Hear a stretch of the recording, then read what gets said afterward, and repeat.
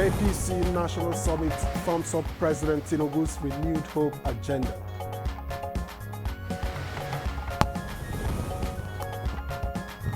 Your Excellency, another flagship project that is driving regional integration is the Kano-Kaduna Standard Gauge Railway.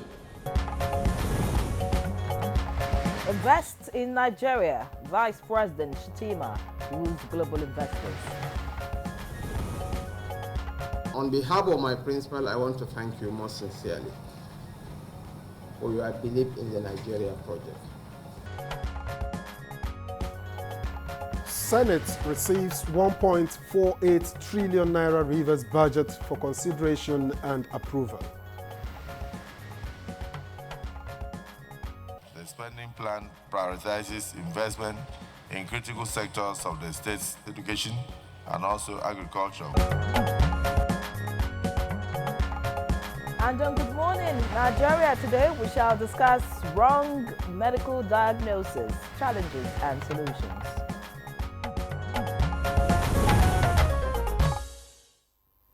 So, wrong diagnosis isn't just a medical issue. It's a matter of life and death for millions across the world.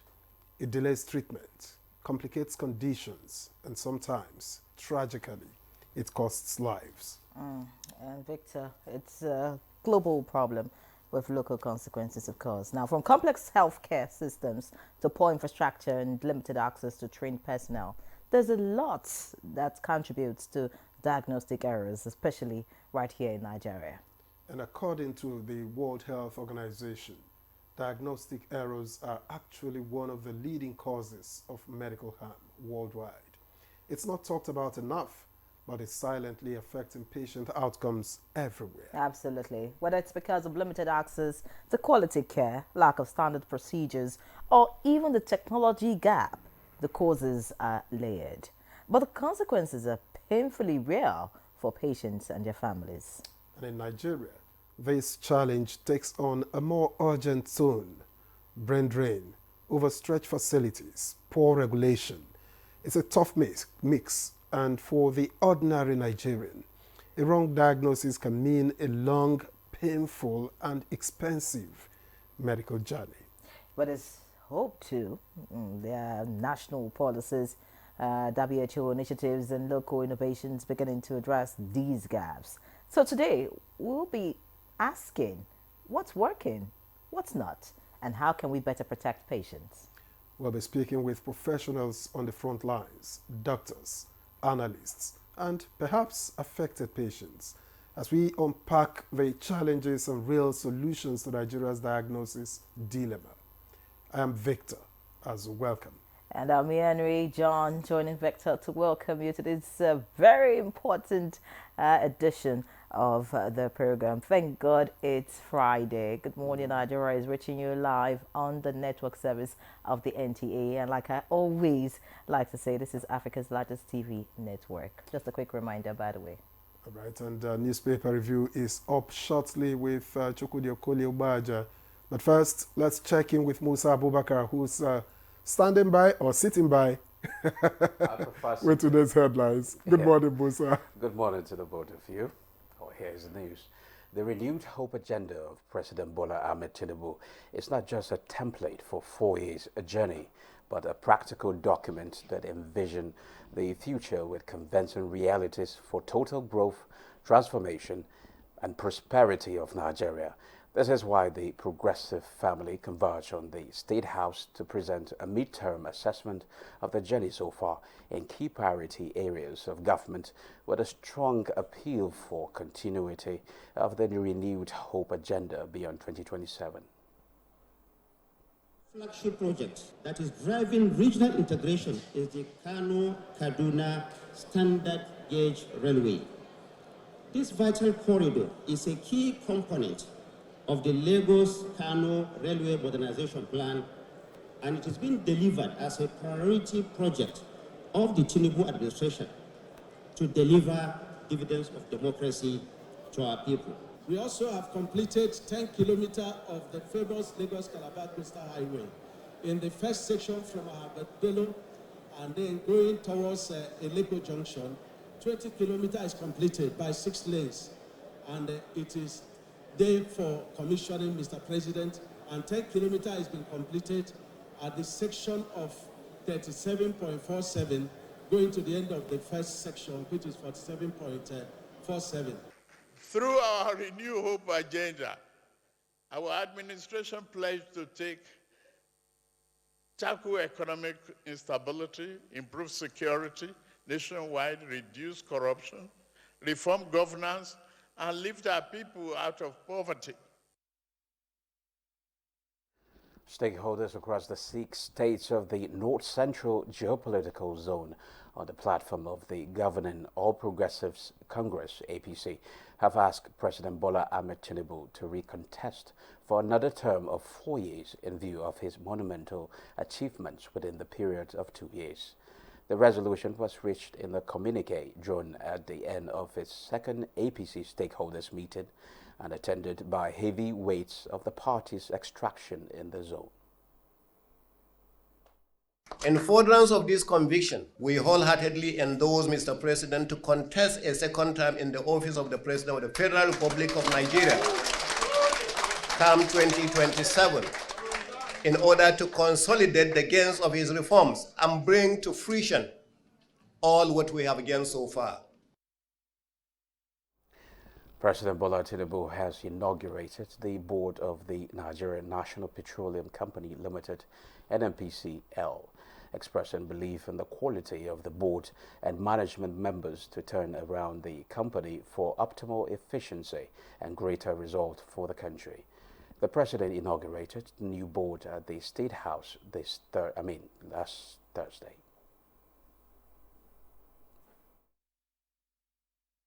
It's a call to duty to all of you. I believe I have the best that industry can offer to the rest of the world. Today, I believe Nigeria has come of age. Nigeria is becoming more competitive. Nigeria has turned the corner. And with your team, a very highly respected group of people, I'm sure I can relax, I can watch the news now, I can read the news.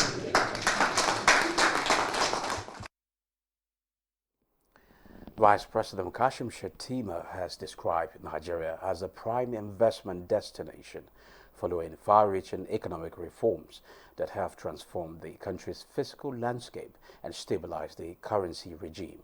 He stated this during a meeting with senior executives from Citibank's global leadership at the presidential villa in Abuja.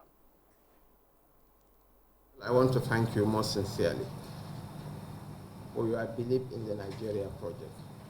Severally, we have been written off. Like the bird phoenix, we have been rising from the ashes of defeat. So we provide the workforce for the future. And we meet the industrial age. We meet the agricultural age. We are now in the knowledge-driven post-industrial age, and we are in a unique position to really take advantage and leapfrog our economy to the AI-driven world of big data, of Internet of Things. And our young people are very versatile.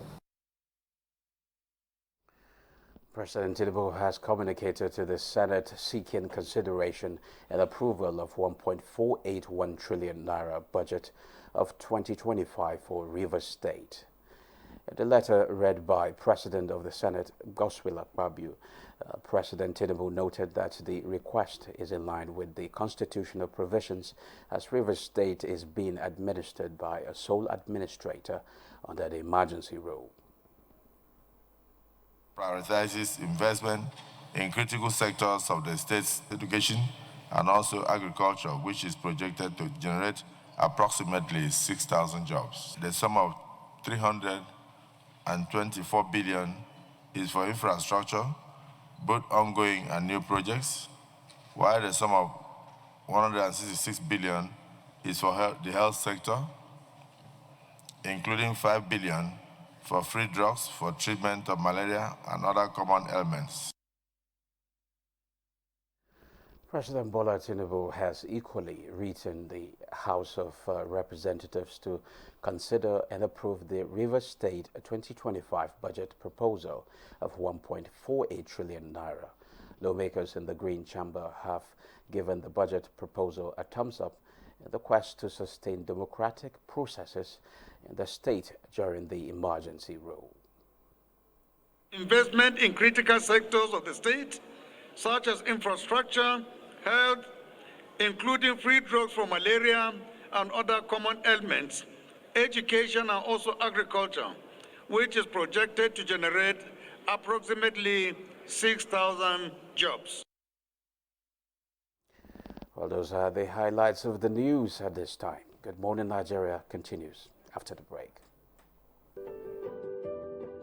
Have you heard the news? The federal government of Nigeria, through its direct benefit transfer program, has started the disbursement of 75,000 naira per household in 3 installments of 25,000, 25,000, 25,000 naira. Each recipient must have a validated national identification number, NIN, to receive the payment on behalf of their household members. To benefit, your household must be in the National Social Register of Poor and Vulnerable Households in Nigeria. The federal government's direct benefit transfer program is helping to reduce the effect of suffering while promoting financial and economic inclusion for the poor and vulnerable population in Nigeria. Ìjọba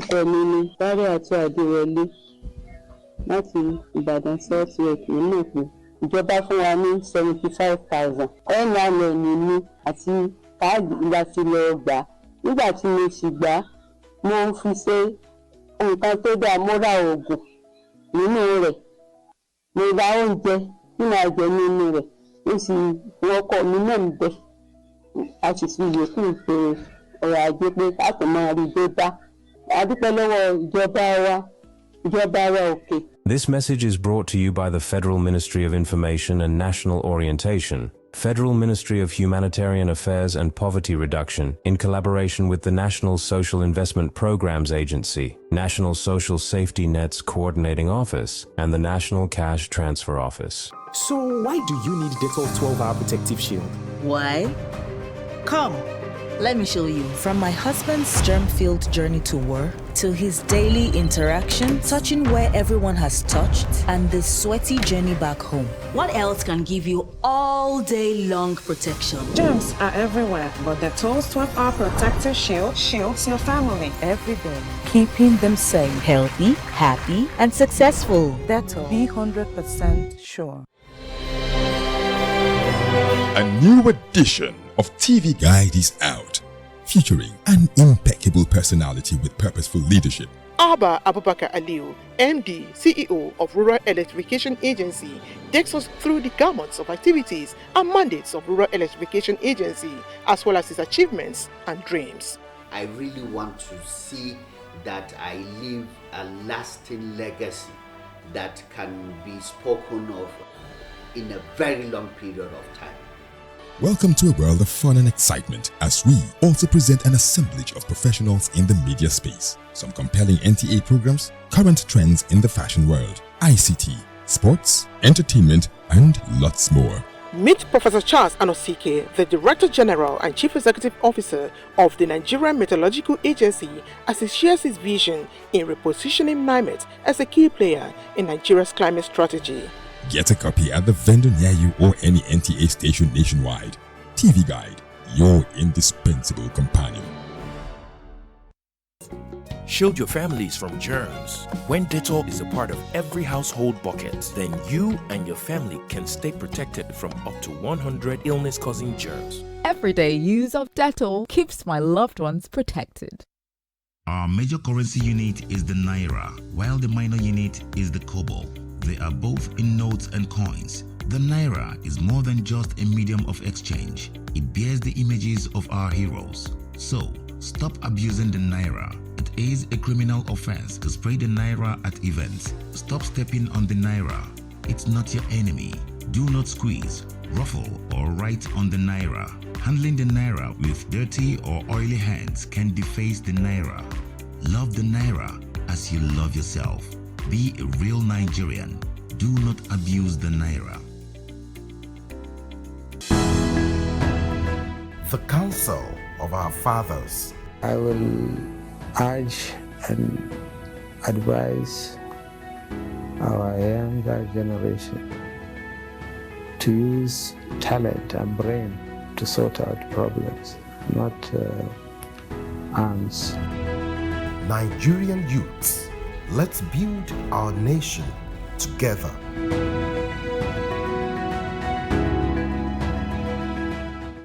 The Nigerian national flag represents our country's history, culture, and identity. It was designed in 1959. The colors are Emerald Green 2.0, which represents agriculture, and Immaculate White represents unity and peace. Know how to handle our flag.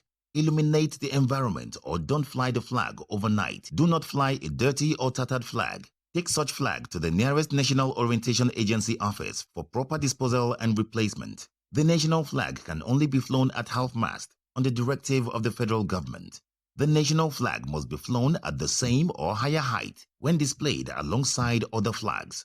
Don't burn or allow the national flag to fall on the ground. Do not print, decorate, modify, or insert the coat of arms on the flag. Our national heroes are not buried with the flag. They are honored by presenting it to their next of kin during interment. Respect our national flag. Be a real Nigerian.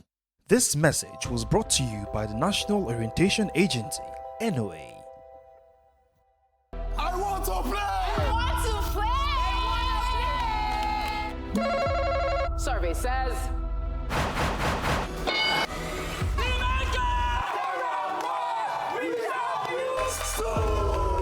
If my phone rings at 2 a.m., it's probably My mom. an emergency. Landlord.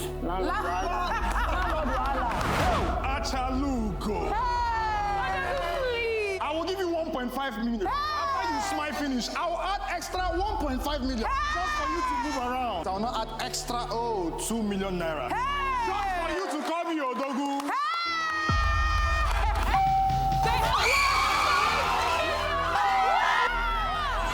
Family Feud Nigeria Season 3 is officially live.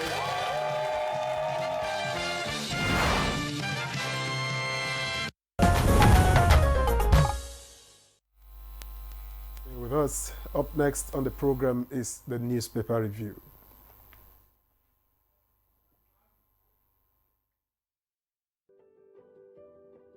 Have you heard the news? The federal government of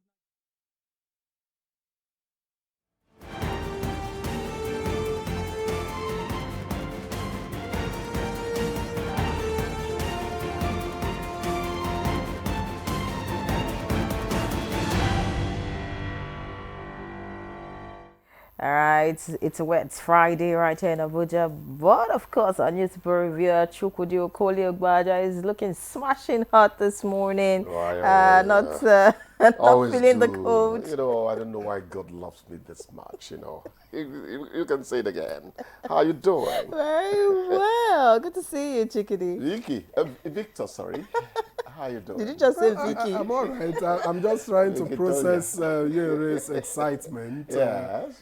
On seeing you. You think she's not seeing well? But I think she has a thing for old men. Victor, newspaper review, please. Yes, thank you. The older, the better, by the way. All right, so let's see what the papers have.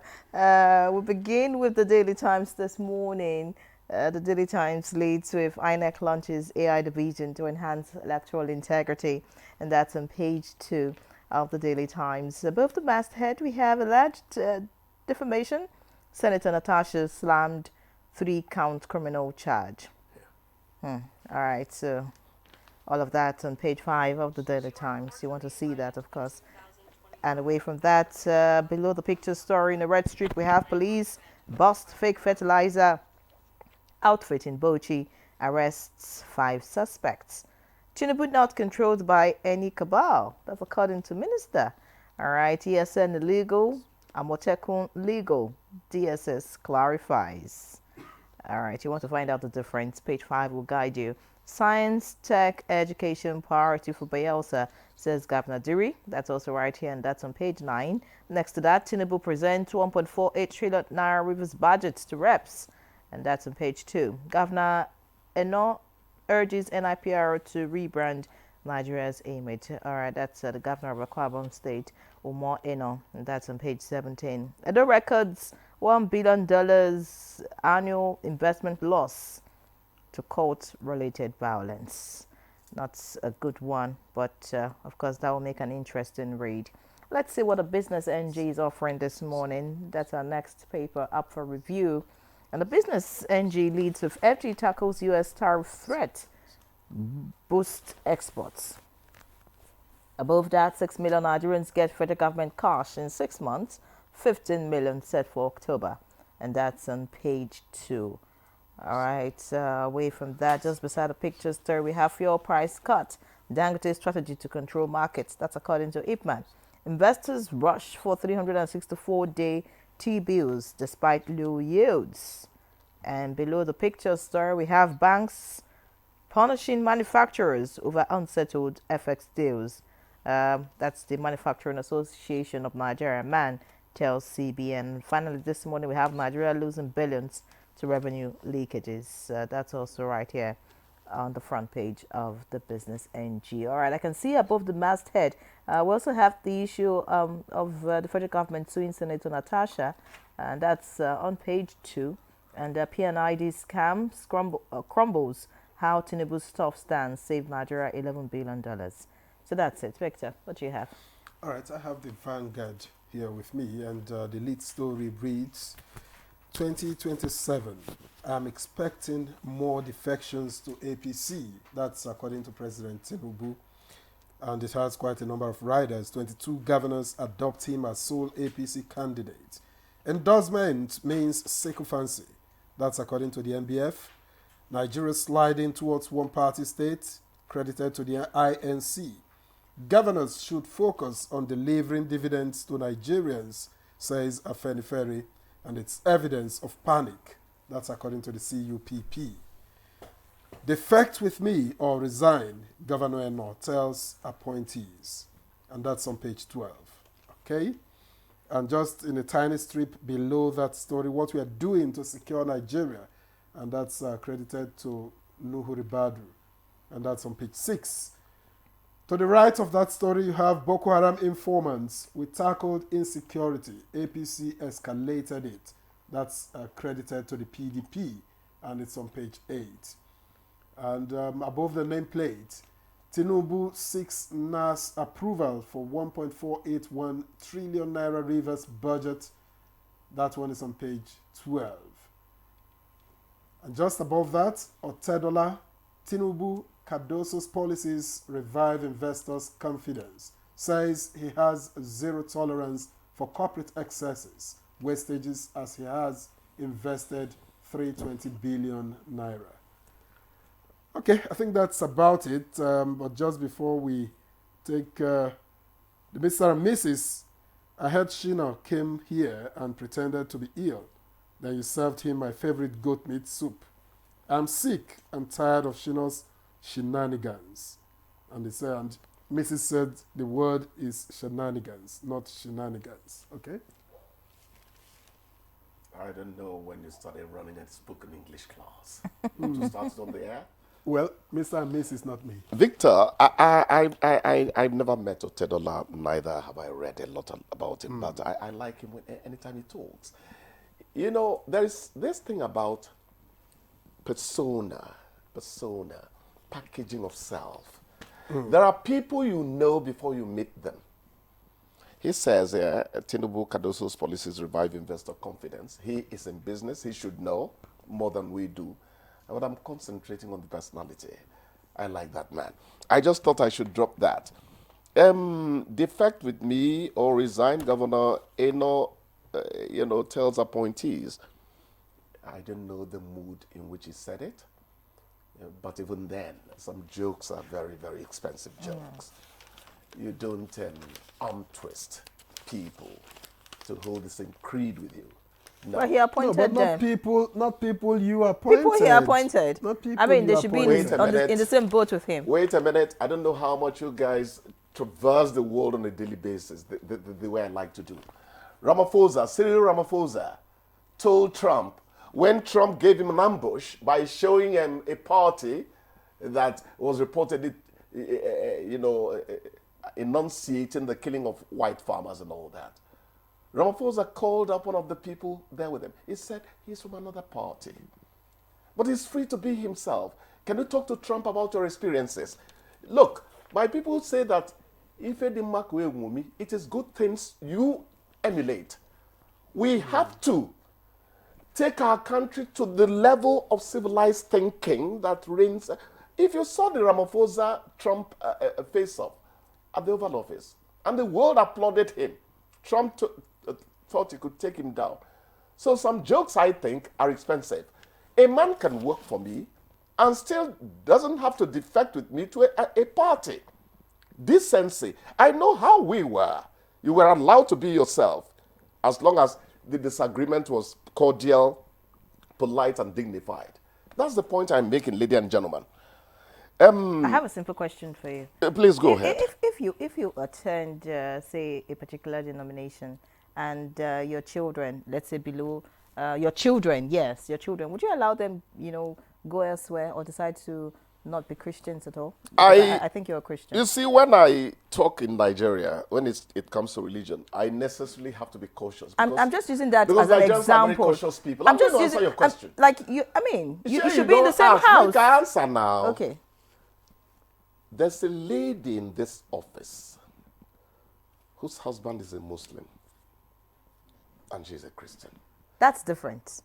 How is it different? That's completely different because at the point of marriage, they decided that they were going to remain that way. In but fact, I'm talking about children, like people. So that we don't digress too much. We're not digressing. I think that the point is, the Delta State governor left the same way, but you never heard him say things like, if you there don't are defect things you with don't me, say. it goes without saying. We are talking but they all defected with someone once said, someone once said that if you find yourself as the head of the family and you have to keep drumming it into the ears of your kids and wife that you realize I am the head of this family, then you are not the head. You see, you are not in charge.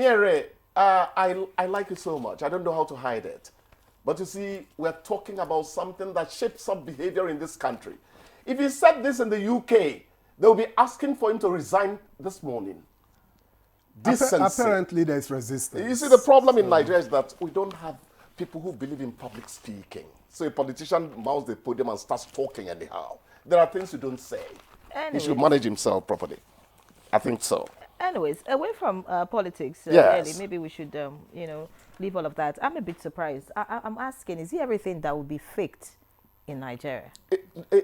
You're trying to relieve my nightmare. I just said, can 2 solar panels power my television? I was just exploring, not the same money day, and they said, oh, it can if you don't buy the fake one. They say it's all over the place now. And what dropped from my lips was, where is the Standards Organization of Nigeria? And to the point of having we're in trouble. Fake fertilizer, fake herbicide. It's fake everything. I want to buy, is it Gomboro? They call it, it's farming time now. So the man said, they brought some from the north the other time. I've told them to come and take it back. It's all fake. He's the Secretary of Pharmacy, so he knows what's what. They are faking everything. Be careful. They could actually fake the good morning they give you. And I'm serious. And it seems that those who are in charge of regulation. Thank you, Victor. Those who are in charge of taking care of this seem to have given up. What sort of country are we? And we pray for God's forgiveness. You can't fool God. You can't. It is well, Chukudi. The producer says it's time to go. Thank you so much for your time. Thank you. And we hope to see you next week. I will be here by His grace. But before then, have a great weekend. Oh, thank you, Victor. All right, so we'll pause here. When we come back after this short break, we'll get into the conversation. Very important conversation, of course, so stay with us.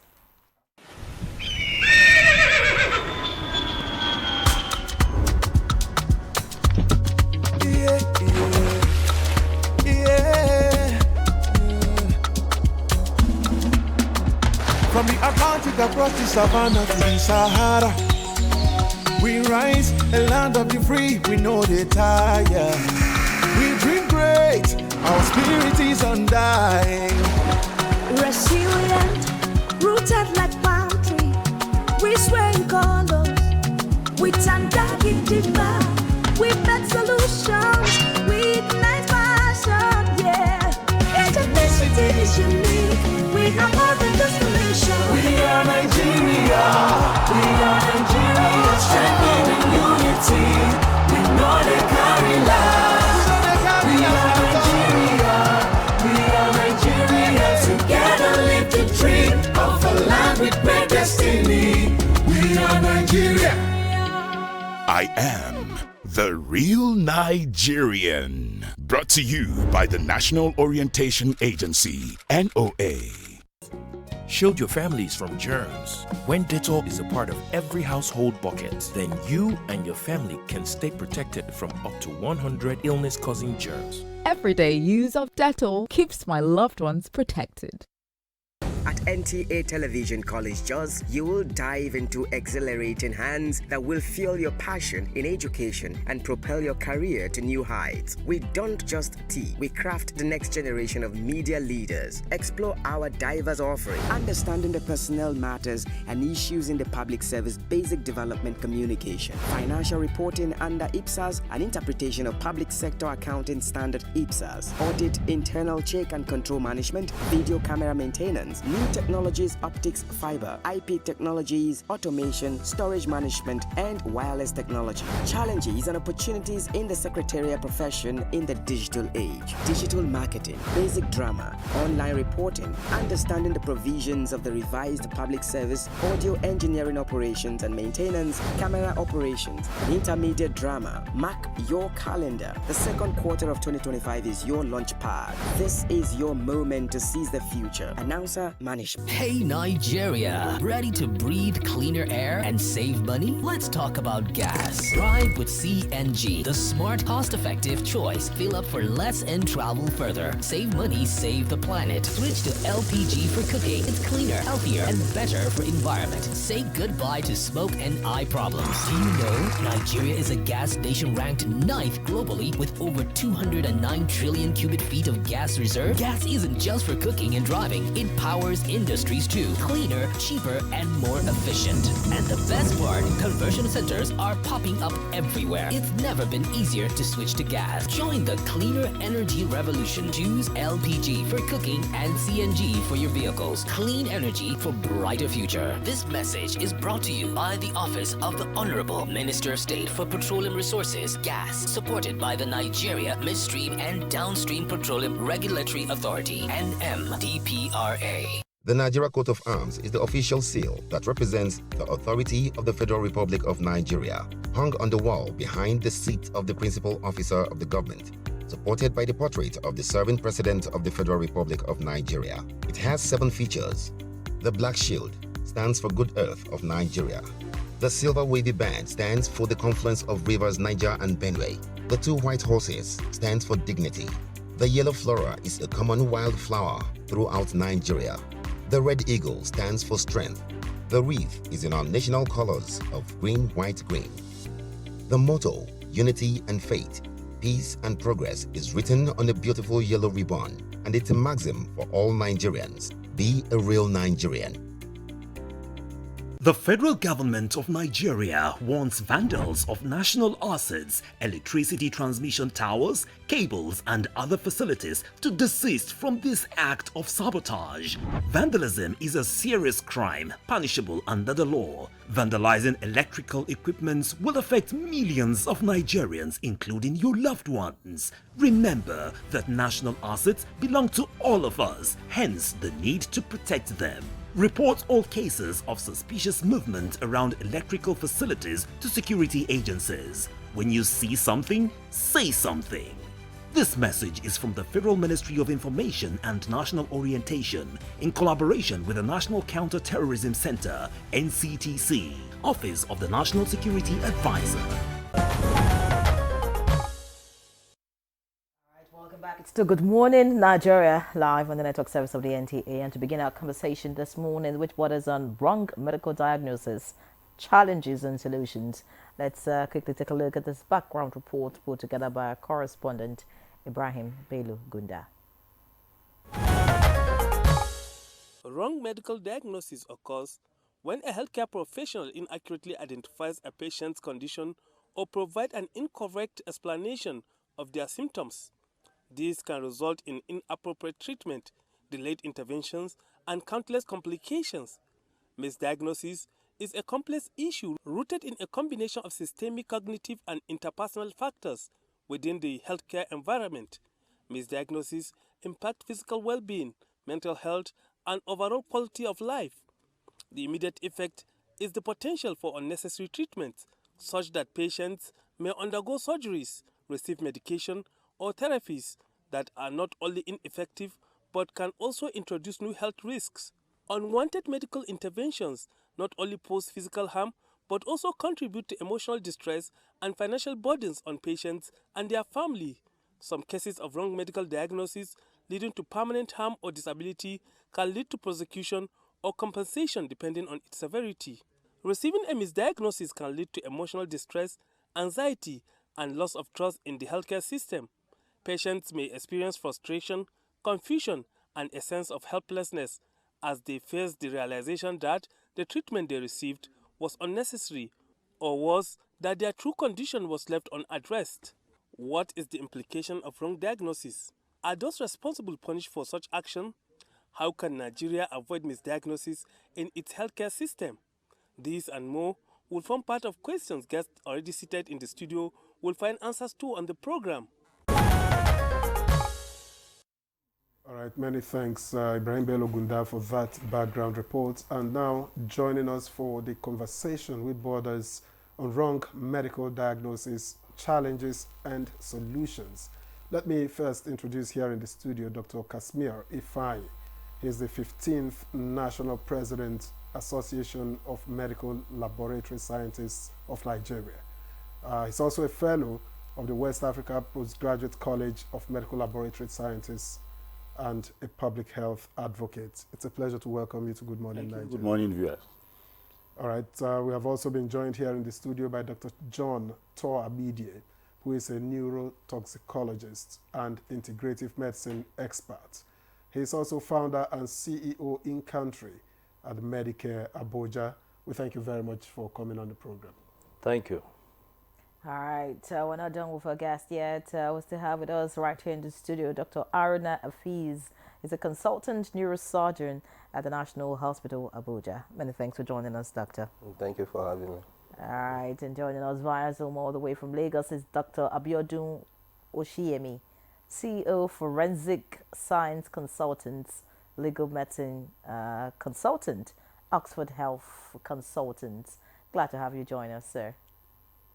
Thank you very much.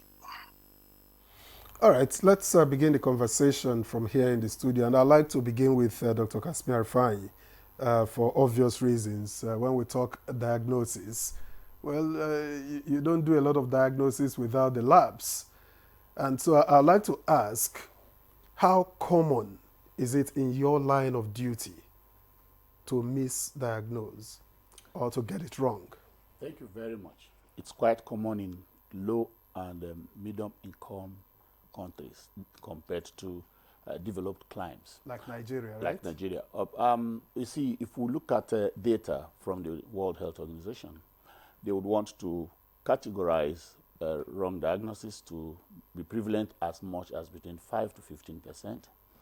And they had to cascade it down to also say that in primary health care, it is a lot higher, closer to 15%, and in inpatient care in developed climate like the US, it's as low as 0.7%. But overall in the United States, there's a death attributable to wrong diagnosis of close to 12 million per annum. So let's come back. You have asked how close it is. I mean, how common it is with what we do in Nigeria. If we come close to Nigeria, you'll find out that the truth of the matter is that wrong diagnosis is common in as common as the diagnosis of malaria. It's common as is common in the diagnosis of tuberculosis. Why? It's very common and a lot more rampant in diseases like cancer, where we have data, as scanty as it may be, that close to 70% of cancer cases are misdiagnosed. And of course, we have instances we can reference. As it were, most of them had gone to the great beyond. Somebody was being treated in Nigeria here for pulmonary condition, respiratory condition, only to go abroad, and they found out that he had cancer. Some other person was also treated here, very prominent Nigerians, also to go abroad. First was told he had no cancer. That was abroad.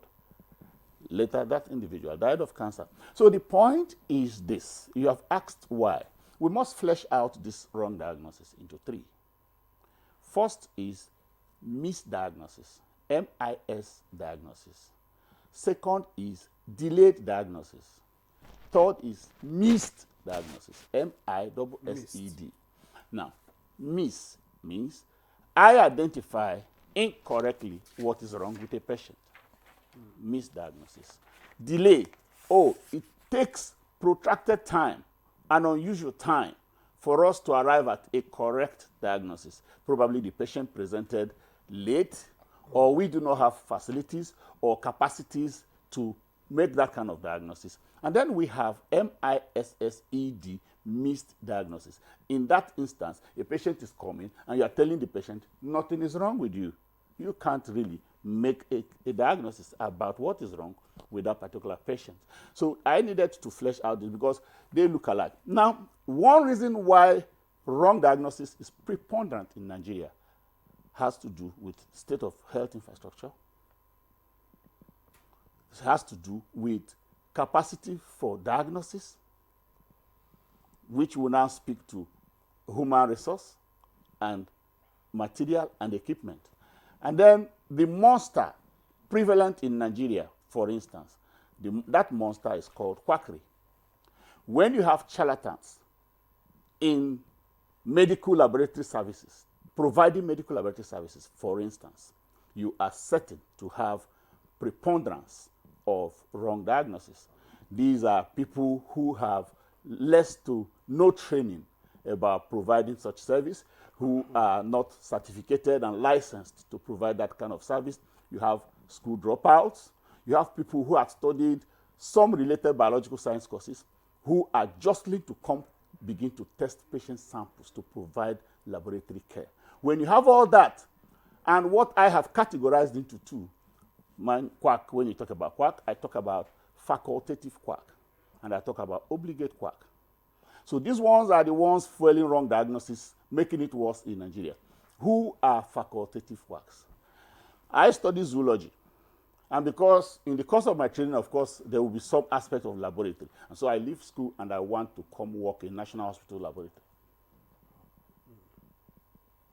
All right? I studied pharmacy. I'm a pharmacist. I have a shop. Or I'm a nurse. I have a nursing home. And so a patient comes, rather than refer the patient to go to a proper medical laboratory for testing, I try to juggle this testing. They are facultative because they are, by reason of their training, they have a semblance exposure to what happens in medical laboratory, and so they have adopted to practice their profession. So they are part of those who fuel wrong diagnosis. They are not obligate. People who have nothing to do with healthcare profession, but who, because they feel that there's a lot of gain, in parentheses, holding themselves forth to the public, and of course, providing services for a fee as medical laboratory scientists or providing medical lab services. So the cause of wrong diagnosis is multifactorial. And I believe that in the course of this discussion, we will speak more to them. But for the laboratory, quacks, inadequate training, poor laboratory services. So if laboratory services, medical laboratory services are not strengthened in Nigeria, pursuant to the Maputo Protocol of 2008, we will continue to tell tales in Nigeria. Many thanks, Dr. Ifeanyi. You have hit the nail, on so many points, as regards this particular topic, and very interesting to listen to you. But I'd like to get to Dr. Agbide now. Dr. Ifeanyi has exposed all the many issues that they are. But in your own point of view, would you say that these are the only problems, when it comes to wrong diagnosis in Nigeria? Well, thank you very much. I would like once again to thank NTA for this opportunity just before we came in, we were discussing and we said that this topic is actually topical and germane. It is rightly timed because when you make a wrong diagnosis, I think the purpose of doctors or anybody, I mean healthcare professionals attending to their own patient is to deliver health, is to heal them. But with a wrong diagnosis, you cannot, it is just like you are pursuing a rat and then you feel that you are pursuing maybe an antelope. Or those things are two different scenarios. I want to thank Dr. Ifeanyi very much for his expose. But from my own point of view, I would like to narrow down the reasons for wrong diagnosis. This is specifically amongst the professionals. What really happened, we have failed to understand certain basic tenets of life. For example, man is a tripartite. That is, you talk about the body, the soul, and the spirit. In the course of our medical training, we focus mainly on the body. You look at it and you are taught everything that you will be able to say that this is what is wrong with the body. And in the course of that too, we were kind of narrowed. Because basically, if you look at life starts from a single cell. Group of cells come together to form what?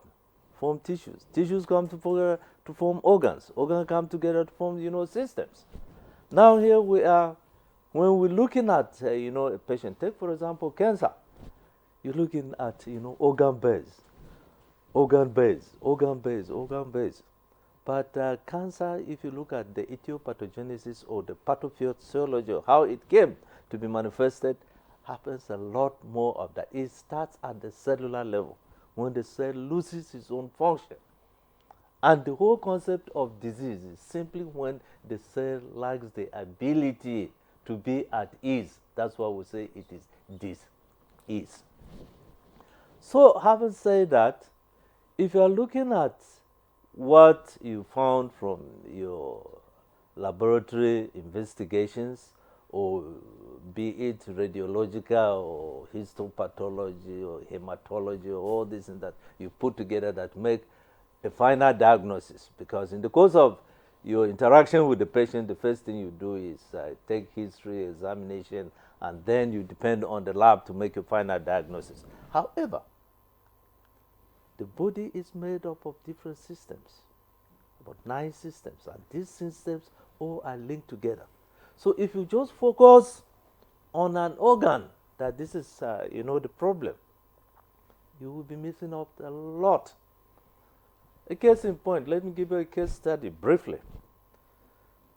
A 46-year-old man was diagnosed with what they call CKD, that is chronic kidney disease.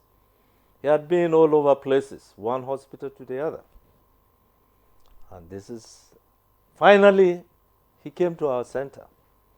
And just like it was, I was introduced, ours is a holistic integrative medicine center.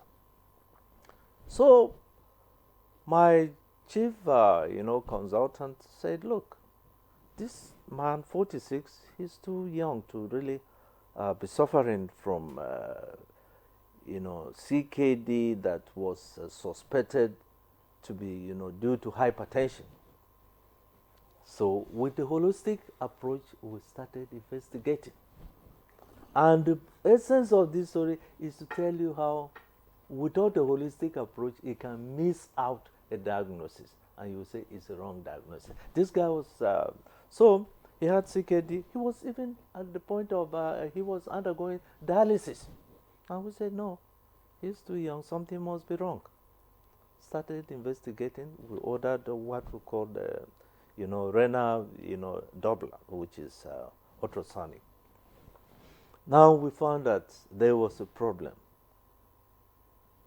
Now we went ahead and said, well, with that kind of result, and renal Doppler simply tells you the blood, flow into the kidney, because we were trying to rule out what we call secondary, CKD due to secondary hypertension. Now, when we found that that was positive, there was kind of stasis in the blood flow to the kidneys, we now ordered what they call angiography. The angiography result came and confirmed that there was a problem. Now, let me use this to articulate the importance of integrative approach. At that point, we had to get a vascular surgeon. Because what you see, this guy all the time he was being treated against hypertension. Because you see his systolic and diastolic values that are up there in the air. But it's a lot more than that. And listen to the story. The vascular surgeon came in and made his own input and confirmed what we were suspecting. Basically, this guy, the blood supply to the kidney through the arterial blood supply to the kidney, what we call the renal artery, was actually stenosis. And if you look at stenosis, there will definitely be impairment of blood flow, and definitely there will be a backup in the pressure, which we call hypertension. If you kept giving this guy all the antihypertensive drugs in the world that and he was diagnosed at the age of 23. He was not 46 when he came to us. So, the vascular surgeon now, they have new ways of handling these cases. They have to do what they call angioplastic, surgery. And the moment the arterial blood supply was actually straightened out, that was all. So this guy was a candidate for renal transplant. So what I'm saying here is this: if without proper investigation, you can make a misdiagnosis. From what you're saying, it means that misdiagnosis is not likely going to go away anytime soon, because it looks like it's a complicated thing to properly diagnose a patient, especially when you have some critical ailment, from what you said. Because, when you say holistic, you need to get like a whole team. Like, it's not just about the medical lab scientists alone. You need to get all other professionals to come, do all the diagnosis. Is that what your point is? Short answer to that is look at the root cause of the problem. Don't just assume with the science and then root cause of the problem. Would that mean that health professionals are not properly trained or knowledgeable enough to know the right diagnosis? I would dare not say that. To my pride, what I know, Nigerian doctors, at least as of the time I went to school, were the best in the world. And that's why when we go out of this climb, we actually excel. Take Nigerian doctors out of the United States health system today, there will be a crisis. It will crash. All right, Dr. Agbide, we'll come back to you. Let's get to, Dr. Hafiz. He was nodding when you were speaking. You seemed to understand some of the terms. I didn't quite, of course, that's understandable. But speak to us from your perspective, because you are a consultant neurosurgeon. When it comes to misdiagnosis in this aspect of medicine, what's the percentage? Thank you so much. Once again, good morning, Nigerians. Let me give, before I delve into specifics, generally, as you said, misdiagnosis is not likely to leave us. It's not all the time as a result of negligence or poor knowledge. Let me just quickly give an instance. I saw a patient just 2 days ago. She had been to the United States. She was wrongly diagnosed. In the United States? In the United States. She came here, she was in Delta State. She hovered around the entire state, was also being diagnosed. Do you know why? She had two symptoms coexisting. She's an elderly woman, 80 years old. Of course, sorry, apologies to my elderly seniors here. Age-related diseases are common in advanced age. So she has cervical spondylosis with some symptoms, of course, radicular pains. And she also has this pain whenever she tries to put her hand behind. It's really excruciating. When I saw her, I said, okay, yeah, you have a background cervical spondylosis. That is age-related compression of the nerves at the neck. But the most disabling problem she actually has is trying to put her hand there, which is as a result of a rotator cuff tendinitis. And someone had already counseled her for spinal cord surgery. So I was in the same room with an orthopedic surgeon, and I said, sir, please kindly take a look at this. And honestly, he just gave an injection into the articular. The pain disappeared there. This is something she has gone to the US. She has gone to the US. Yeah. So, just as you said, it's not really likely to leave us because you tend to have that. But coming to the one that is really like a monster in the society is that, okay, this patient has this disease, obvious disease, and you couldn't pick it. It's common everywhere. It's not limited to Nigeria alone. In the UK, a recent study shows that 74 out of 2,131 consultations were wrong diagnosis. And out of this, about 45 out of them are cancer patients, just as he said. When he was talking, I was also nodding my head because he actually provided facts and figures. Cancer patients. Coming down to our own environment, misdiagnosis starts from, when you want to make a diagnosis, starts from who is sending the patient first. The doctor will have to take a detailed history. As my senior earlier said, Nigerians are still the best doctors in the world till we speak. But the standard is gradually declining regarding the quality of the doctors we push out from our medical schools.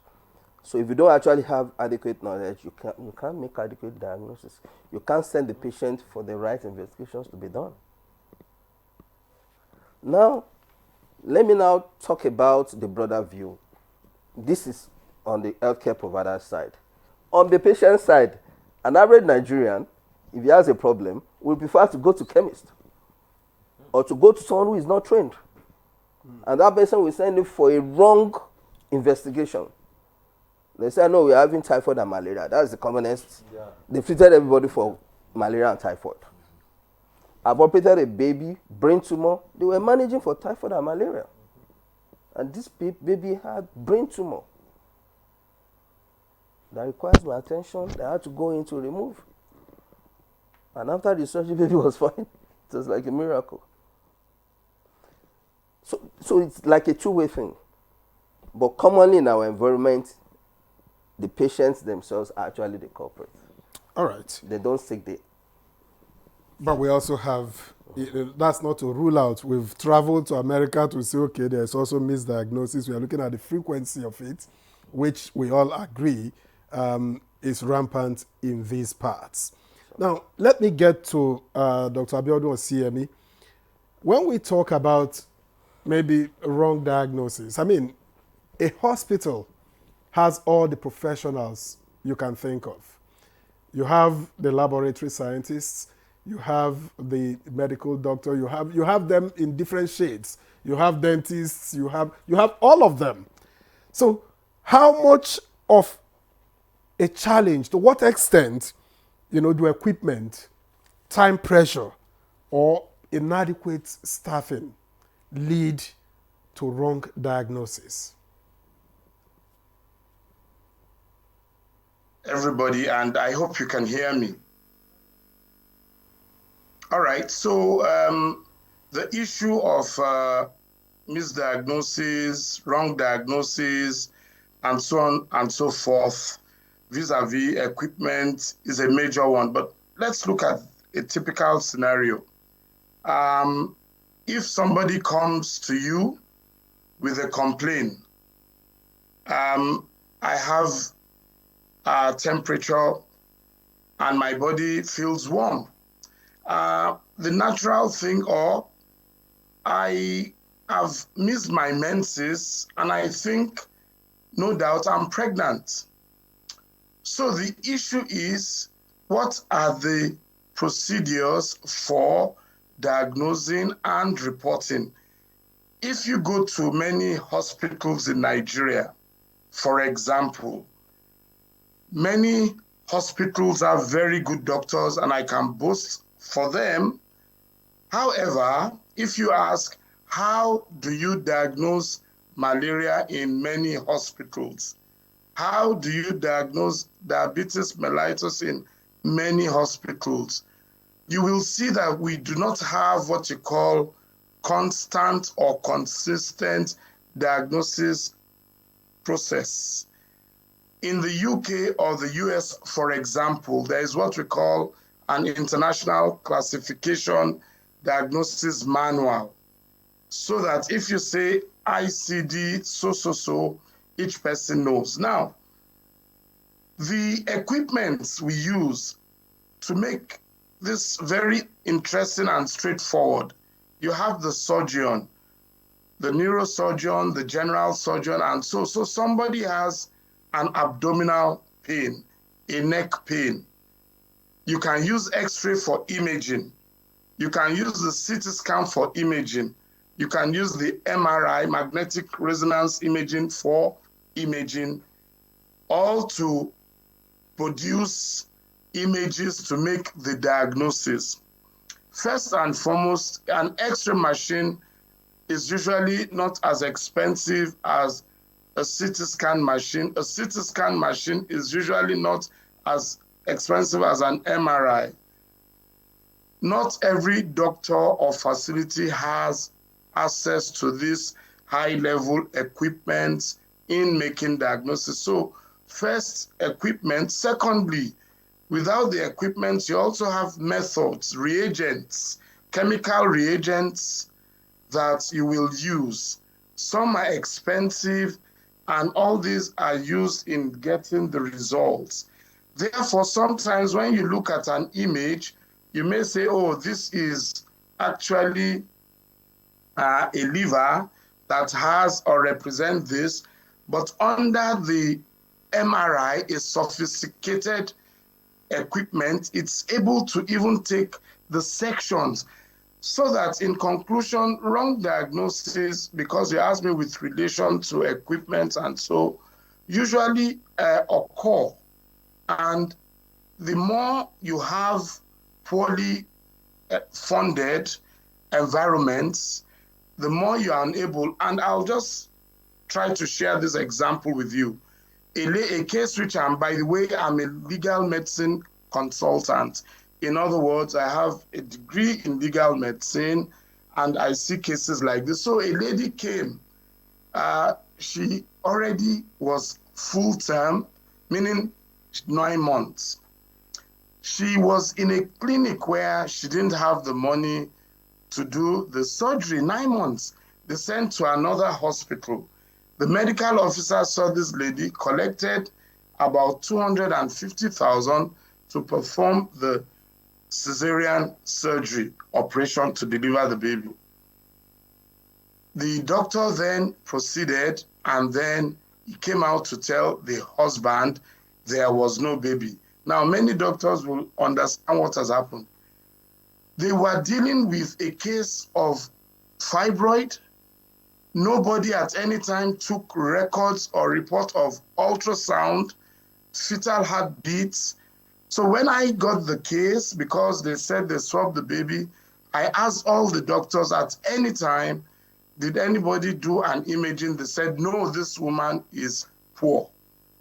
The doctor who wanted to do the cesarean section, did you do any surgery? They said, ultrasound. They said, no, this woman was poor. Did you listen to the heartbeats of the baby? They also said, this woman was poor.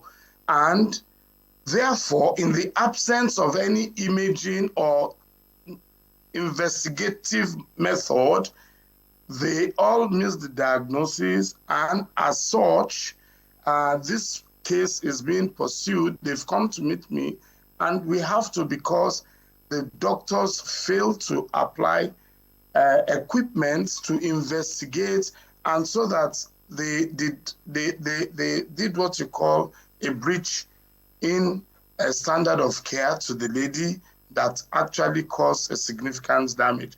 Thank you very much. Dr. CMA, listening to that story, I'm a bit surprised, because pregnancy 9 months, full term, that's what anybody can, be able to figure out.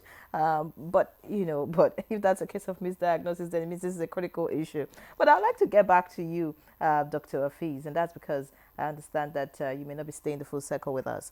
Earlier when you spoke, you talked about the patients themselves being the issue. And I'm thinking, is it really the patients? What about the issue of distractions, or if you like, I really do not know what the issues are around medical personnel. Maybe you can tell me, medical professionals, because these days you go to the hospital, whether because there are so many patients on the queue, they don't want to even listen to what your symptoms are. I say that from a personal experience. Say you're taking a child and you're trying to explain what you have noticed over time and all that.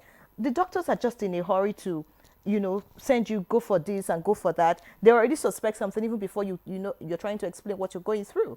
So speak to us around that. The fact that medical professionals, I really cannot say what it is. Whether it's a distraction on your part, or if it's the fact that they already have perceived ailments affecting Nigerians. So, once you come, they just say, oh, this is likely what you're going through. Speak about that. And just before you respond, to our viewers, you're free to send questions and comments. And of course, if you have experiences, we want to hear all of them. The number is on the screen, but I'll just mention it for emphasis. 0816-968-8126. We're already having messages, but respond to that. Okay, all right, thank you. Shortly before I respond to that, let me quickly say something on what the scenario Dr. Abiodun painted.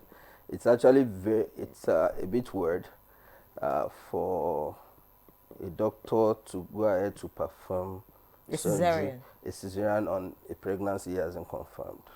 I really doubt if that person is a doctor. So many people are parading certificates around. It's very weird. It's I can't really fathom the how. If that's really happening, then it's a serious crisis. That's that. Then on the second matter I talked about regarding the equipment, yes, I really agree with him. I'm coming to the question. Like now, I saw a patient. We see some patients where, patient came with symptoms of CNS problems, convulsion, vomiting, headache, all those things. We did brain imaging. We saw multiple brain tumors. And once you see multiple lesions, most likely it's a secondary, that is, it's spreading from somewhere. We find it extremely difficult to detect the primary. The only diagnostic tool that is likely to pick that with high level of sensitivity is a PET CT scan. And in Nigeria, it's just only one center that has it, and it's in Lagos. And you have to book ahead. That's on one side. A patient had been treated for cancer, breast cancer, declared cancer-free. 5 years later, she came to me just like 2 months ago with evidence of spread, recurrence, and spread to the spine. Immediately I did the MRI. I said, no, what I'm saying here shows that you have had a cancer in the past, and the cancer is back, and that spread to your spinal cord.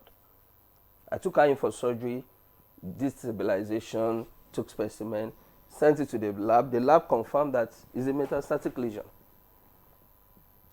What could have been done in our follow-up is to do a PET CT scan that will show the whole body, looking for evidence of spread. But it's only one center that has it in Nigeria, and it's a private center in Lagos. In Nigeria? In the whole country.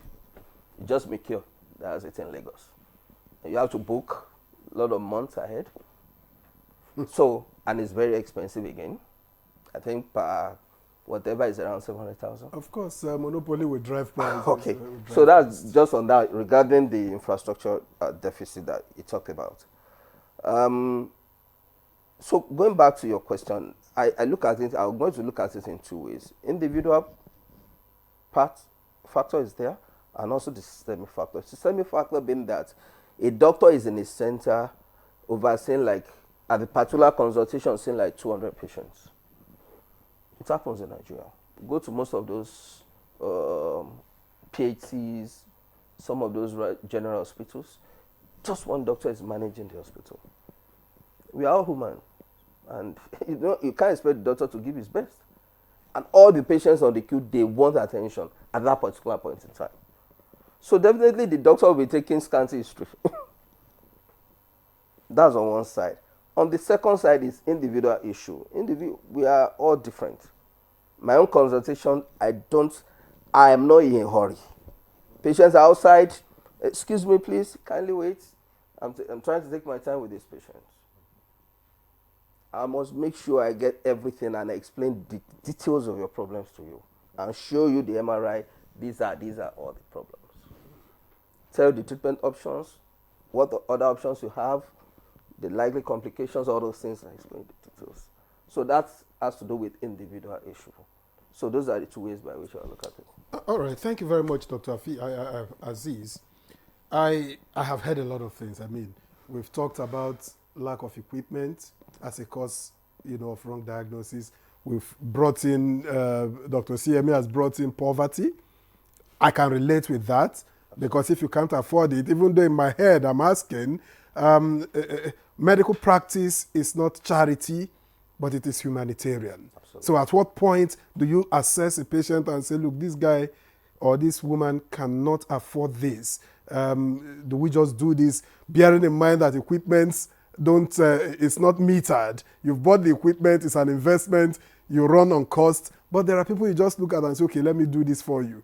I don't know at what point that comes in, but let me ask Dr. Ifeanyi, are there standard diagnostic protocols in place? And if they are they followed in practice? Because that's the basis. If we follow in practice, forget the cues, like Dr. Aziz said, leave the cues, leave the worry, leave the stress. If you follow protocols, I believe that we could have fewer wrong diagnoses. Thank you very much. Before we got in here, we were conversing like my senior brother and friend, yes, did say.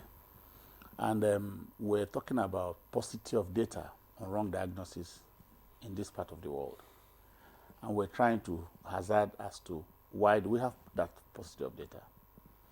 And the truth is that if I go to the hospital today, wrongly diagnosed, I may get harmed, I may also die.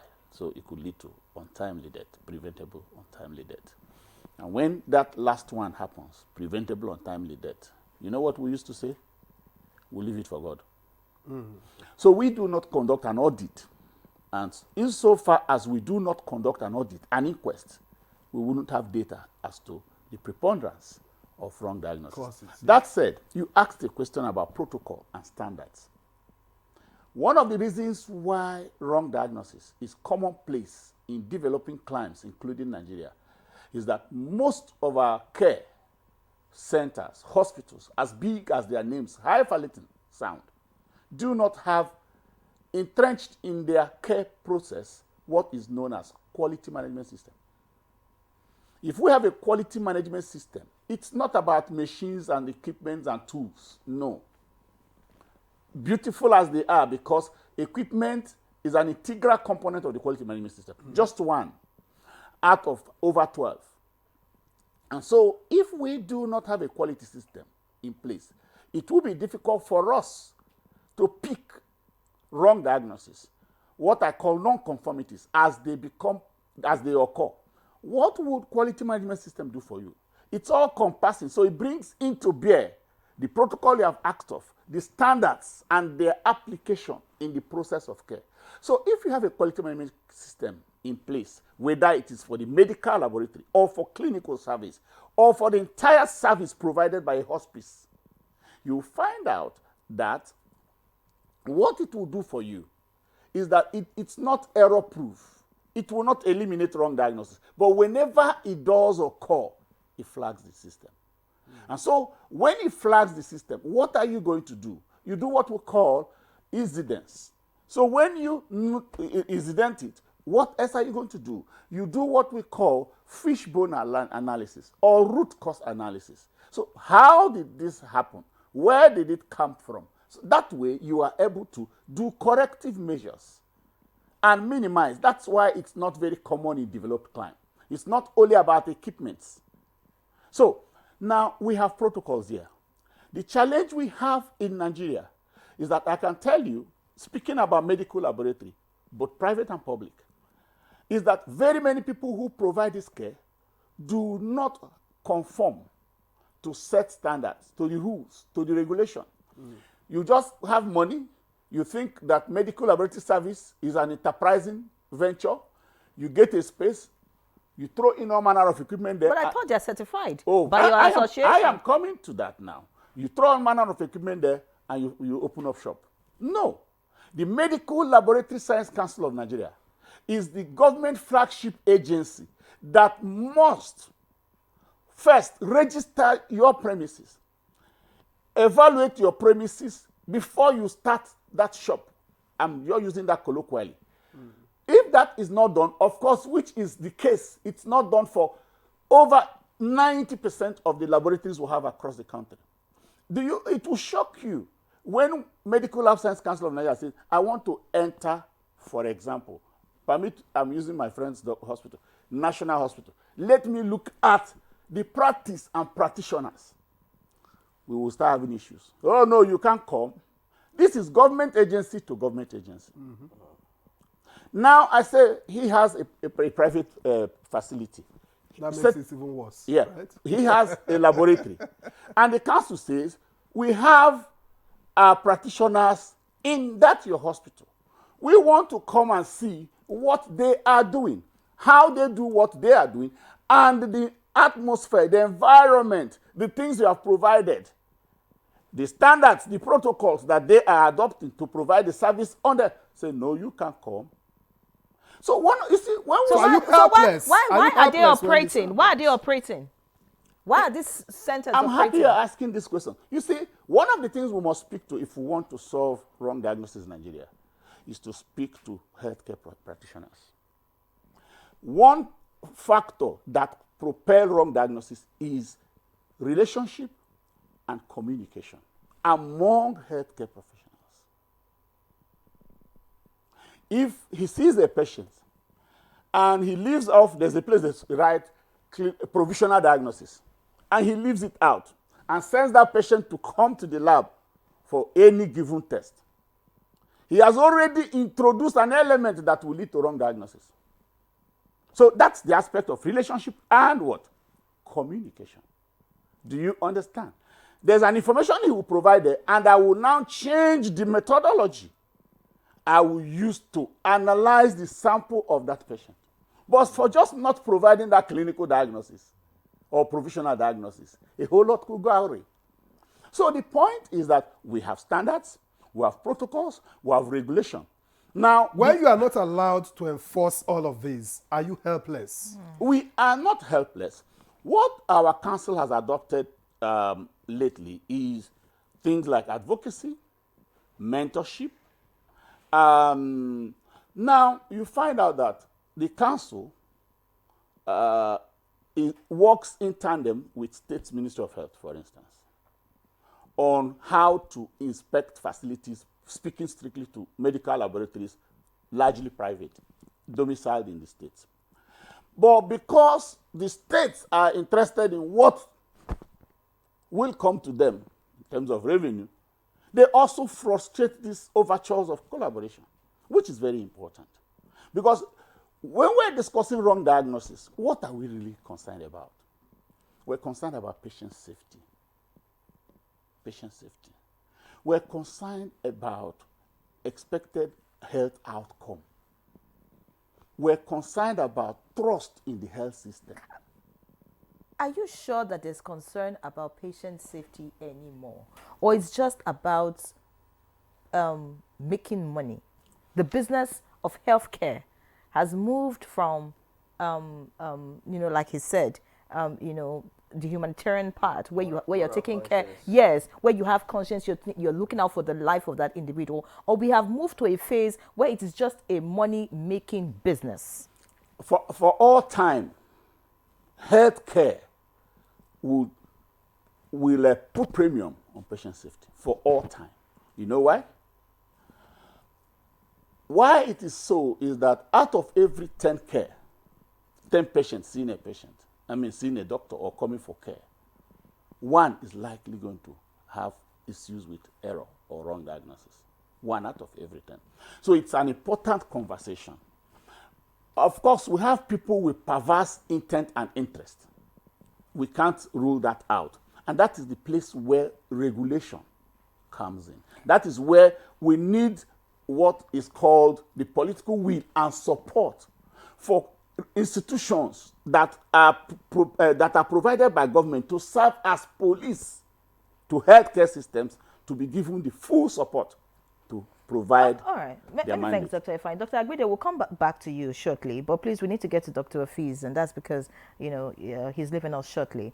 I'm still going to ask you about this money-making venture, and if that is why we're drifting from the norms, the rules and the protocols that should exist in the healthcare. I'll give a simple example. Delivery, pregnancies and all. The doctor in Lagos tried to give an example. These days, you see a lot of women are going for cesarean sections, not by choice, but by medical personnel. They just feel it's easier. They make more money from it.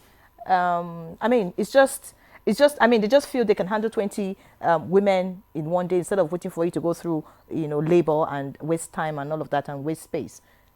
Speak about this money, the drive, really, because he's talked about medical facilities, or rather lab centers that just operate even without, licenses, without certifications. So if that is not driven for money, then what is it? Thank you so much once again.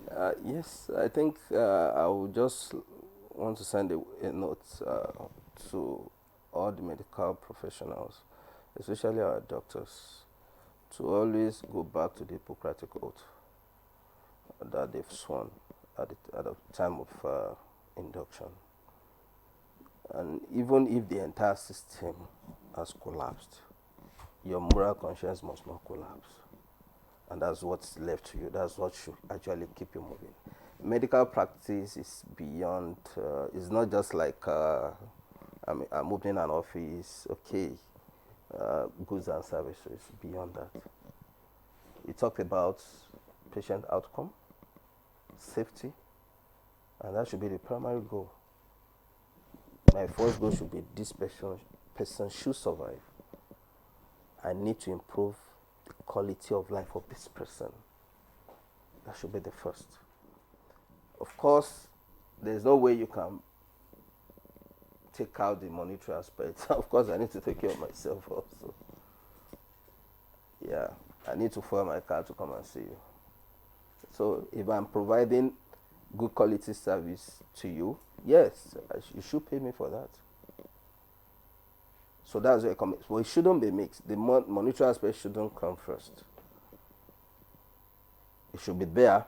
These are my charges, but I'm assuring I'm going to give you the top quality service. What if you don't have money to pay for the services? Where is the humanity? We always have that options. Like our government hospitals are options compared with most of our government. Let me quickly say this.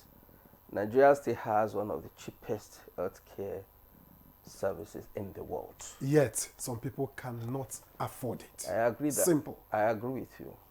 The subsidy government is paying on health is more than even that petroleum.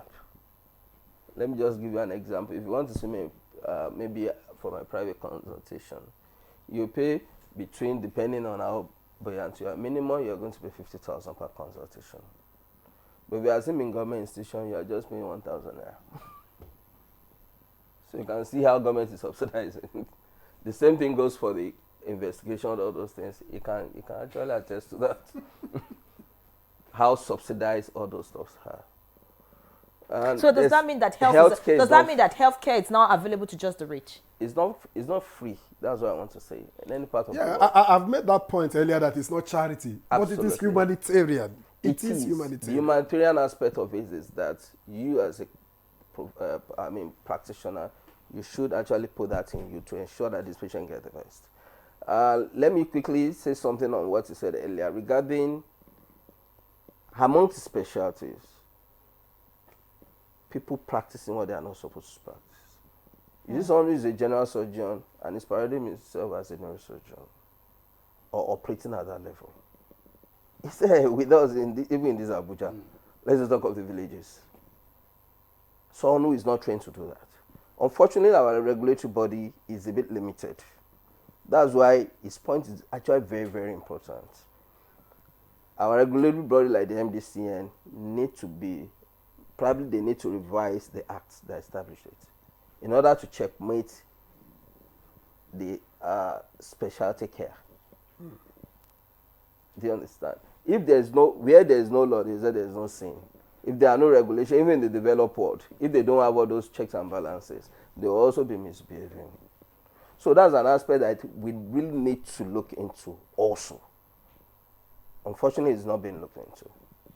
All right, Dr. Aziz, thank you very much. We have some messages coming in from our viewers, and we'd like to take it while you also are still here. And from Engineer Omoyang, who is reaching us from Jos, said this topic is timely. So many lives have been cut short by our medical personnel. Rather than body investigation, they adopt assumption, lack of proper supervision, and negligence on the part of some of our health personnel. Now, to minimize this, he says, training and retraining of our specialized health workers in modern health techniques is vital if we have to eradicate this recurring death trap.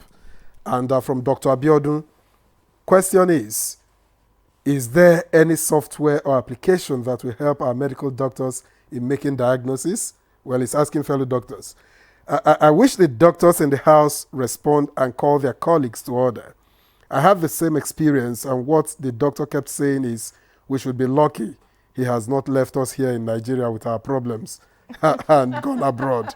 This phenomenon is worrisome. Thank you. That's from Gabriel, who reached us from Kefi. And finally, some doctors using AI to find solutions. Even you demand for tests, they refuse, telling you that you are teaching them their work. That's Zahman from Mina, Niger State. All right, I have some more messages here. This one says, my mother was asthmatic. When she was having medical issues, we took her to the hospital and the diagnosis said she has tuberculosis and started taking drugs. But after some time, we took her to another facility. They discovered that she was not a tuberculosis patient. They stopped her from taking the drugs. I don't know really whether the first hospital we went to are quacks or they don't have a standard to carry out the diagnosis. That's coming from Samuel Luca from Plateau State. This one says the reason why people move to pharmacies is because the hospital charges too much, including general hospitals. And that's Ajay Tumobi Hamza from Lagos. Another one says, my name is Ismail from Buhari, Abuja. We're in trouble in Nigeria, considering the manner and way the medical personnel attend to ordinary Nigerians in government hospital. It is dehumanizing. It is unfortunate. Dr. Agbede. All right. Well, maybe we should get to Dr. Faiz. I think you're leaving us at this time because you need to attend, I'm sure, to patients at the government facility, I suppose. All right. So maybe let's just hear your final words. What would be your recommendation really to deal with all of this? The first is to, everything we've been talking about personal experiences. As Dr. Ifeanyi said, we need a data. It's only when you have a data, you'll be able to identify the enormity of the problem, and you will know, okay, which one to start with. And who is supposed to provide the data? Yes, it should be a policy-driven data collection. Each hospital can actually provide that to ensure that there's a clinical audit, either on a monthly basis or a yearly basis, specifically to identify this. But if you don't have data, we'll all be talking, all the comments you've read, all the viewers or listeners, they've had one experience or the other. It doesn't mean it represents the entire situation. We are now threatening patients with you are lucky I'm still around. I need to run. I would have left you. We are now threatening patients. What are your thoughts about using AI to treat patients? That's the new trend. using AI. Well, I'm not into the use of AI, so I might not be able to speak about it. But all I know is that even if you are using AI, your background, sound, medical knowledge can never be replaced by a computer. All right. So that's very, very key. So apart from having the data, then forming a policy, each hospital and each department under each hospital must have management protocol. There must be a management protocol agreed by that department. If you see this kind of thing, this is a flow chart, this is what you follow. So that, to a large extent, eliminates what we see in the hospital. And the message to the public, what I know personally is that the public or the patients are the major culprit here. They say the wrong people have been issued. The wrong people? Yes. Some of us have never gone anywhere else apart from government hospitals. So do we see the wrong people in government hospitals? That is you, sir. But most of the people out there, they go to chemists, they go to wrong set of people. They go to someone who is not trained. They go to I know of a medical record officer that is operating, that is carrying out surgical procedure.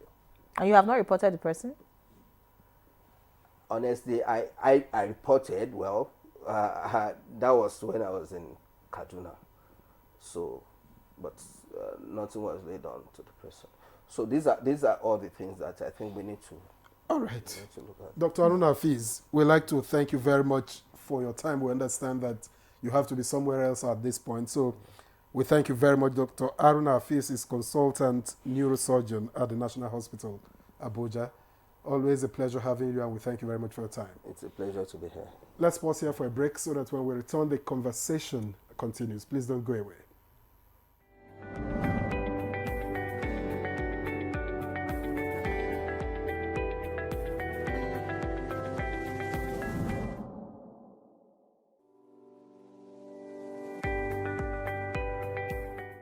When we think about the digital economy, you can see it as the marketplace for digital goods and services.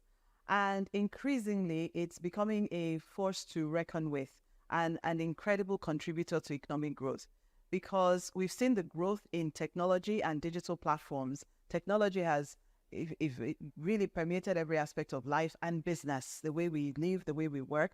And when we talk about the digital economy, we're really talking about leveraging technology and digital platforms in a powerful way to drive growth, to drive solutions to problems, to drive applications, and to provide services. The digital economy is something that has the potential to help Nigeria leapfrog a lot of its development challenges, right?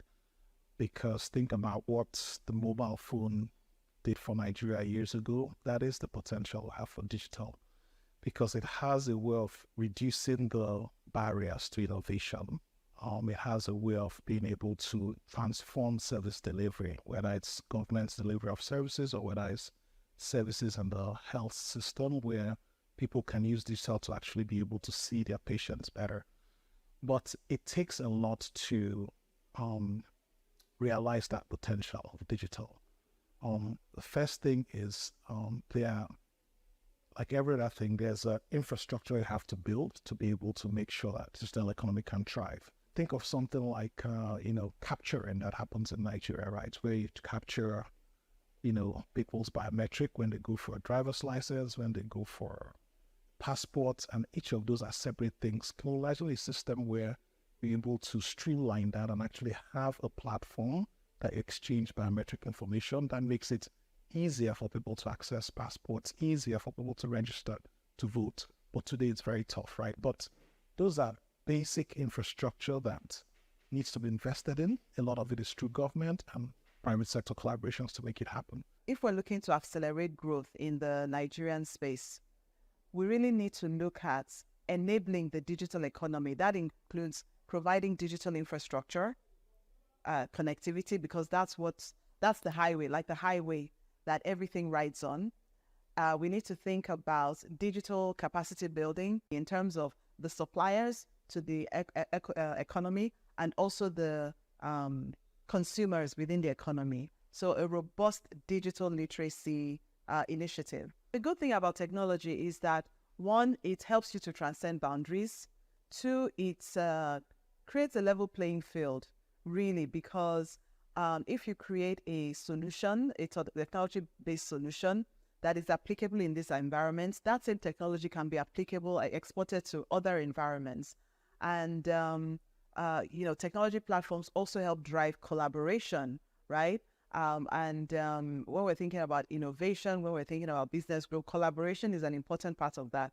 So when we think about the impacts with the rest of the world, we find that actually technology platforms are giving us an opportunity to engage more actively, to collaborate, to create partnerships, to even export our knowledge and services for people to engage with all the great things I'm talking about technology and digital platforms. They need access, internet access, broadband access.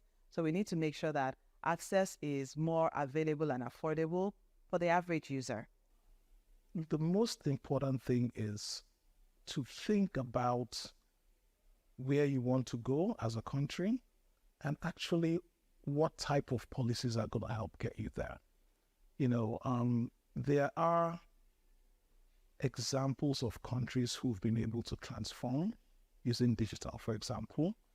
There are very clear things those countries did to be able to make it happen. So a lot of this, the pathway to be able to solve these problems are not mysterious, right? It takes courage of the policymakers to be able to understudy some of these things and bring in the policies that work to be able to help them.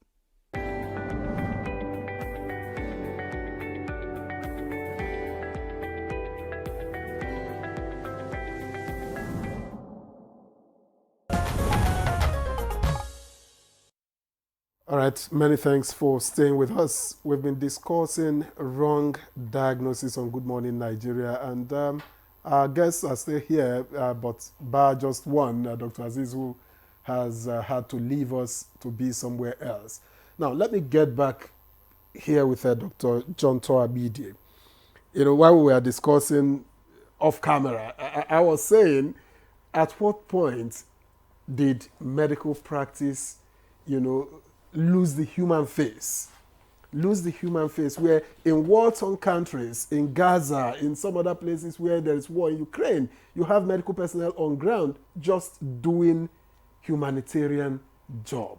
So why is it difficult to overlook, and I'm particular about the aspect of poverty, because Dr. Aziz said it is the human, that the patient is largely responsible because of who they see, but it's largely because they can't afford it. And so how do we get those who cannot afford, those who are vulnerable, to be attended to? Well, thanks for that question. The truth is, in life, Americans will put it that you got to do what you got to do. I'm a strong believer of humanitarian services, but when you go to the reality of the situation, things have changed, especially for those of us in the private world. You are entirely on your own. The overhead of running your unit is so high that there's a limit to how much you can step down to say you are doing humanitarian services. What makes it very high? What are the factors that make it very high? Well, let me give a typical example of what I do. Most of the things I use, they are not available in this country. In Nigeria. I have to buy them from the US, Europe, or Germany, or even Australia. Specifically, we use a lot of micronutrients. Vitamin D, injectable, for example. We don't produce that. Now, with the global economic meltdown and policies that have been set in, the forex, what you call the exchange rate of our naira or the dollar to the naira is so, the disparity is what you cannot even begin to, imagine. As of last week, I made an order from the United States, and I made it $1 to 1,650 naira. Now I bring that product here because someone that's not in a position to pay, I render the services free. There is a limit to how much I can render for free. The best I can do, and in medical practice what we do, you charge based on the people's income to a certain extent. Where a poor woman who I know that her income is maybe 50,000 maybe a year, when she comes to me, when I know that vitamin D, one dose alone, is about 50,000. There's no way I will ask her to pay 50,000. Some cases, I will even do it free for her. However, when that guy who is blessed and has more, he comes in, he pays that. So it enables me to be in business. But to declare, the doors, my doors open, that anybody comes in that cannot afford, I should treat them, free. It's difficult to do. Over time, it is not sustainable. All right, let's get Dr. CME. I'll get to Dr. Ifeanyi so that we get the government, sector, the public sector perspective to this. But Dr. CME, how easy is it, for the sake of getting it right, to deal with patients that are not well to do? So first and foremost, on this subject matter, the patient is the king. Everything is about the patient. But let me just tell you something. Are you aware that myself and the other specialists on this program, if we were all abroad, you will take your phone to verify if we are specialists indeed. Do you know, very sadly, all the viewers all over the world watching us, including yourselves, you can't even verify if Dr. Oshemi is a specialist, and if he's a specialist, if he's in a good standard, a good standing. I just want to throw this at you, that our system has tried a lot and God is helping us. However, shouldn't people even be able to put on their phone Dr. Oshemi and see the specialty, Dr. Agbide and the other people? If we cannot do this, then there must be more quacks than qualified people, because the quacks know you cannot differentiate us from the other. Also, this subject matter on wrong diagnosis or not falls under the auspices of medical negligence. And if people do not know the impact of wrongdoing, then why shouldn't they continue the wrongdoing? So I know that I belong to membership in the Royal College in London, Chartered Society of Forensic Science. You only need to put my name and you can see if I'm a member and in good standing or not. And so I need you to understand that in Nigeria, even colleague to colleague, I don't know who is a quack, who is not a quack, and I can't verify. And so even though the Medical and Dental Council, Laboratory Association, everybody is trying, I want to encourage them to help the public that we can now start questioning ourselves and so on and so forth. Secondly, we should encourage revalidation of professionalism.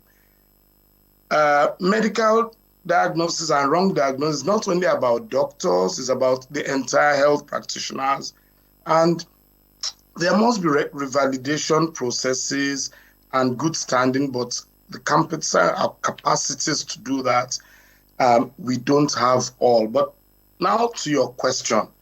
Humanitarian means conducting business or conducting livelihood with human face. Charity means you are doing something for not for profit. Therefore, every doctor, every lawyer, and every banker must have human face. Human face simply means I, as a lawyer, will use my skills to help this man from the hangman. I, as a doctor, will attend to this person's fiscal needs. I, as a banker, will use cash. However, charity also must be differentiated. Charity means we are established not for profit. Once is a private business, we are expected to give the return on investments. However, we must have humanitarian face, but we are not charitable organization. We are humanitarian face, we are charitable organization. So don't let us misconcept or misconstrue humanitarian to be a quality of only doctors, lawyers, priests. Every human being must be humanitarian in their practices. However, if you are a private-based hospital, yes, humanitarian shows you must show empathy. You must have a feeling. You must be able to arrest emergency, and then you must know where to refer the people, because you do not get subvention and subsidies. So we need to clear that. I am not into a charity business, but I'm 100% into humanitarian business. As a doctor, that is the Hippocratic Oath. And it's not just about doctors, virtually every human being must be in a humanitarian business. However, just let's think about it. The greatest problem people have is about nutrition and hunger and sunlight and so on. Can we go to Sheraton and all this place and remind them, you are in a humanitarian service. I am hungry. I only need quarter chicken. I only need 2 wraps of pounded yam and a 4 roll. You are humanitarian. I think they will tell you you've lost it. But sincerely, humanitarian is not a very big grandiloquent word. But are you out for business? Are you out for charity? It will also determine how you are funded. So I thank Nigerian healthcare professionals and not doctors. And you guys on the TV screen, you're actually also doing something humanitarian, but you're conscious that adverts will be heavily charged. That's it.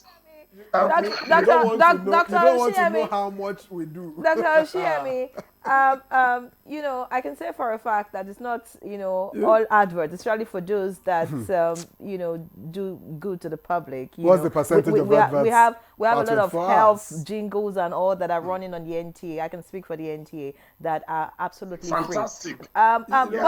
But you see, I like what you have said about registration of doctors and all. But this misdiagnosis doesn't just rest on the doctors alone. The medical lab practitioners, or if you like, professionals, are a key part of all of this. What can we do? We're trying to find solutions now. What can we do such that if a sample is taken, it's actually true that the person has malaria and not that, because, everybody has malaria in Nigeria, you just go plus. And then, you're just, all of that. How do we get this checked? Get the labs certified, get the professionals, knowledgeable to do the right thing. And just so that, we begin to get right results and then, of course, they get right treatment. So the answer is pretty simple. And that was what makes you a legal medicine expert.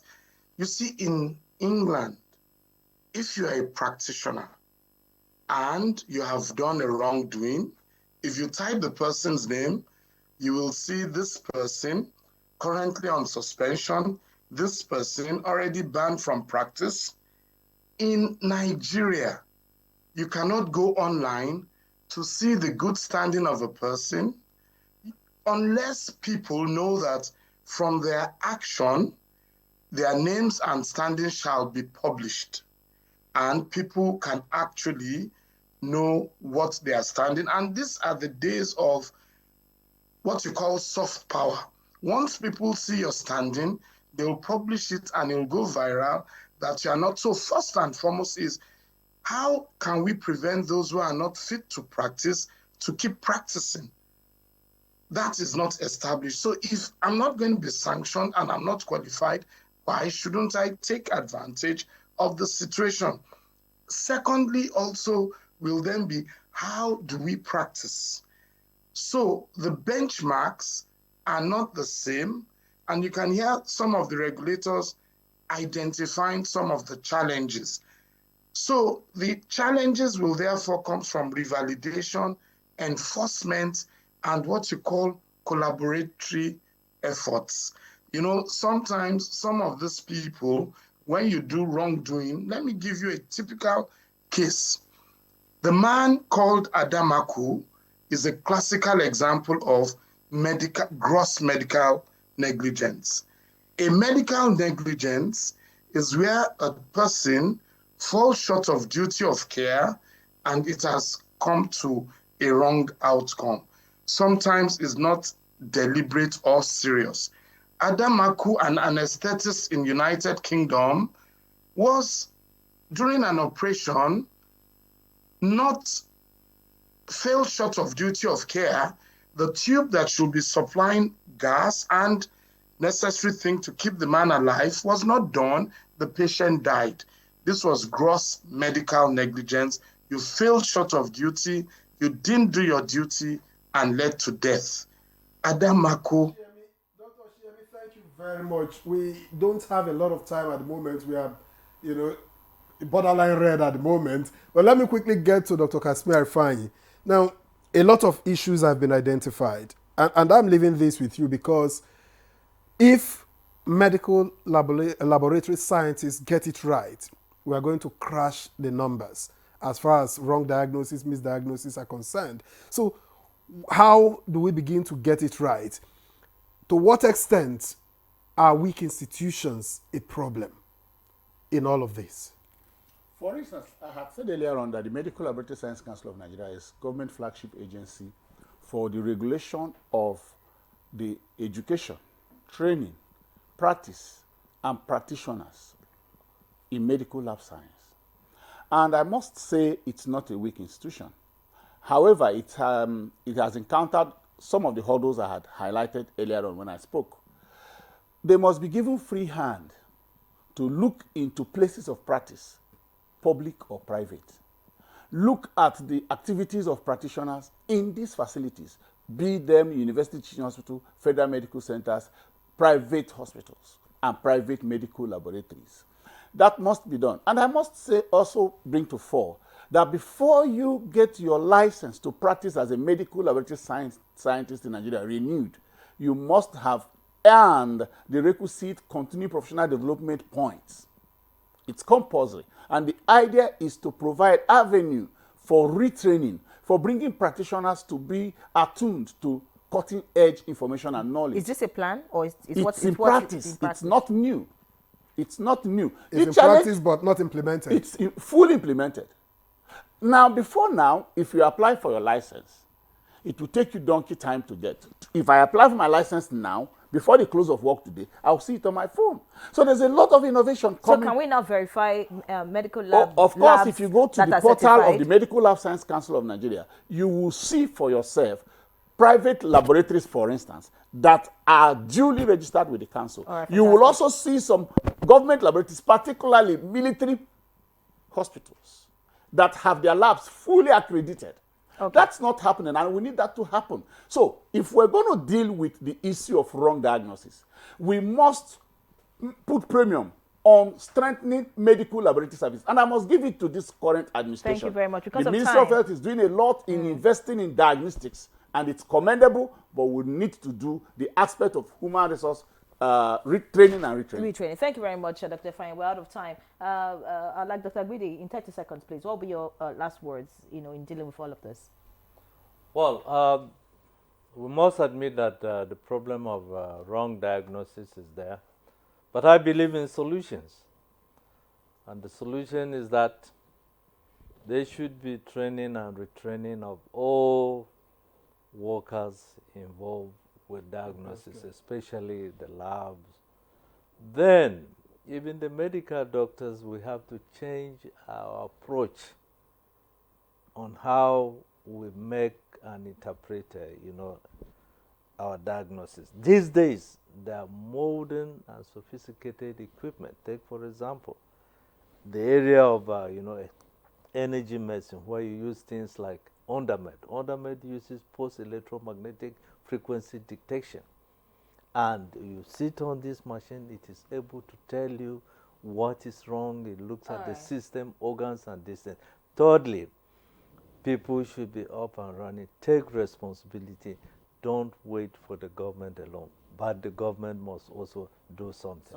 Of course, the government must do something. Thank you so much. I think this is the point where we'll have to end the conversation because of time. But of course, it's a continuous one, and we hope that we find all the answers to all the questions that have been raised.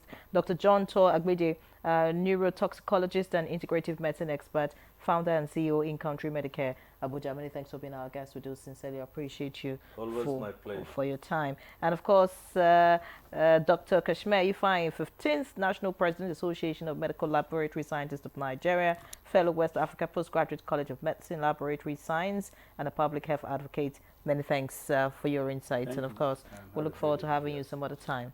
Of course, we also want to appreciate Dr. Abiodun Oshiemi, CEO Forensic Science Consultants, Legal Medicine Consultant, Oxford Health Consultant.